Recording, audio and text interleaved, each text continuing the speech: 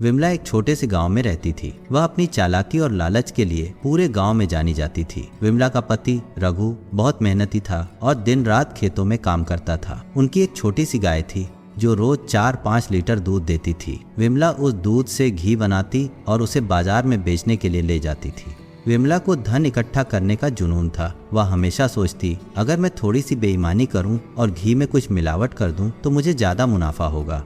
यही सोचकर वह रोज घी में थोड़ा थोड़ा पानी मिलाकर बेचने लगी। गांव में कोई उसका घी खरीदता तो वह हमेशा कहती, यह शुद्ध घी है, मेरी गाय का दूध है, आप आंख बंद करके खरीद सकते हो।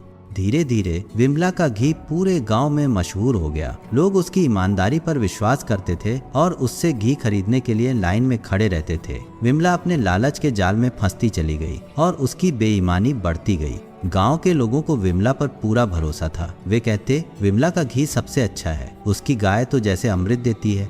लेकिन कोई नहीं जानता था कि विमला उनके विश्वास का गलत फायदा उठा रही थी। गांव का बूढ़ा पंडित जी हमेशा कहते, बेटा किसी के साथ बेईमानी मत करना, ईश्वर सब देखता है। विमला ने पंडित जी की बातों को कभी गंभीरता से नहीं लिया। वह सोचती, अगर मैं थोड़ी बेईमानी कर रही हूँ तो इसमें क्या गलत है, सब तो यही करते हैं।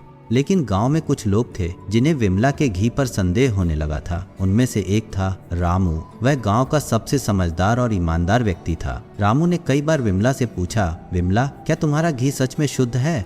मुझे कुछ गड़बड़ लगती है।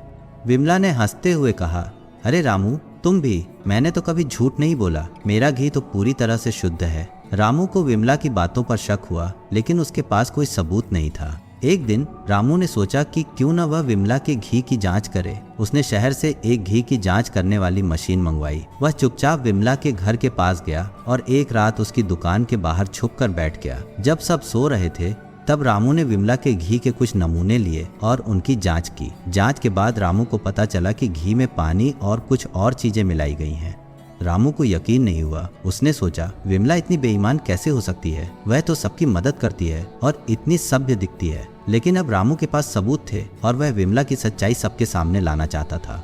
अगले दिन रामू ने गांव के लोगों को बुलाया और सबके सामने घी की जांच की। जब घी का परिणाम आया तो सब हैरान रह गए। लोगों को पता चला कि विमला ने घी में मिलावट की है। विमला के चेहरे पर पसीना आ गया और वह सोचने लगी, अब मैं क्या करूंगी? सबको सच्चाई पता चल गई है। गांव के लोग विमला से बहुत नाराज हुए। एक ने कहा, विमला तुमने हमारे विश्वास का गलत फायदा उठाया है, हम पर इतने सालों से धोखा कर रही हो। एक और व्यक्ति बोला, तुमने हमारे साथ बहुत बड़ा अन्याय किया है, तुम्हें इसकी सजा मिलनी चाहिए। विमला को अपनी गलती का एहसास हुआ। उसने गांव वालों के सामने सिर झुका लिया और कहा, मैंने जो किया वह बहुत गलत था, मैं लालच में अंधी हो गई थी, मुझे माफ कर दो, मैं अब कभी ऐसा नहीं करूंगी।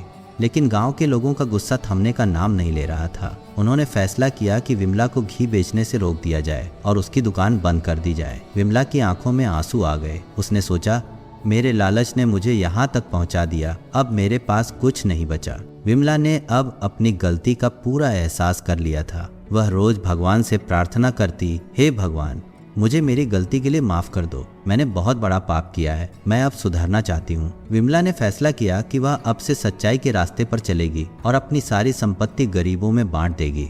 विमला ने अपनी गाय भी बेच दी और उस पैसे से गांव के गरीब बच्चों के लिए स्कूल में दाखिला कराया। उसने सबके सामने अपनी गलती मानी और कहा, मैंने आप सबके साथ बहुत गलत किया है, अब मैं अपनी बाकी जिंदगी आपकी सेवा में लगाना चाहती हूँ।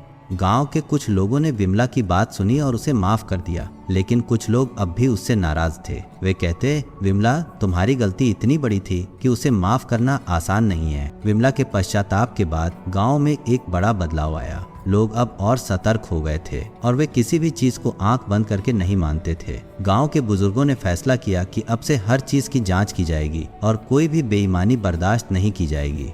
गांव में ईमानदारी और सच्चाई का माहौल बन गया था। लोग विमला की गलती से सीख लेकर अब और भी अच्छे इंसान बनने की कोशिश करने लगे। लेकिन विमला अब भी खुद को माफ नहीं कर पा रही थी। उसने सोचा, मैंने जो किया उसके लिए मैं कभी खुद को माफ नहीं कर पाऊंगी। विमला ने अपनी जिंदगी को फिर से शुरू करने का फैसला किया। उसने एक छोटी सी दुकान खोली जहां वह दूध, दही और घी बेचती थी। लेकिन इस बार वह कोई बेईमानी नहीं करती थी। वह सोचती, मैंने जो कुछ भी गलत किया उसकी भरपाई अब सच्चाई और ईमानदारी से करूंगी। धीरे धीरे लोग फिर से विमला पर विश्वास करने लगे। उन्होंने देखा कि विमला ने सच में सुधरने की कोशिश की है। गांव के लोग अब विमला की दुकान से सामान खरीदने लगे थे। विमला ने अपनी सारी संपत्ति गरीबों में बांट दी और अब वह खुद भी एक साधारण जीवन जीने लगी थी। विमला ने अपनी बाकी जिंदगी गांव की सेवा में बिता दी। वह अब सच्चाई और ईमानदारी का प्रतीक बन चुकी थी। गांव के लोग उसकी प्रशंसा करते और कहते, विमला ने अपनी गलती को स्वीकार कर खुद को सुधारा और अब वह हमारे लिए एक प्रेरणा बन गई है। विमला ने अपनी गलती से बहुत कुछ सीखा और उसकी जिंदगी का अंत भी एक सीख देने वाला था। जब वह मरने के करीब थी तो उसने गांव वालों से कहा,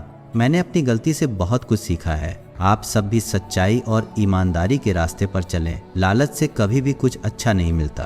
विमला का अंत भी शांति और सच्चाई के साथ हुआ। गांव के लोगों ने उसे प्यार और सम्मान के साथ विदाई दी। उसके जीवन की कहानी अब गांव के बच्चों को सिखाई जाती है ताकि वे कभी लालच में न पड़ें और हमेशा सच्चाई का साथ दें। अगर आपको कहानी पसंद आई तो और भी कहानियों के लिए चैनल को सब्सक्राइब करें।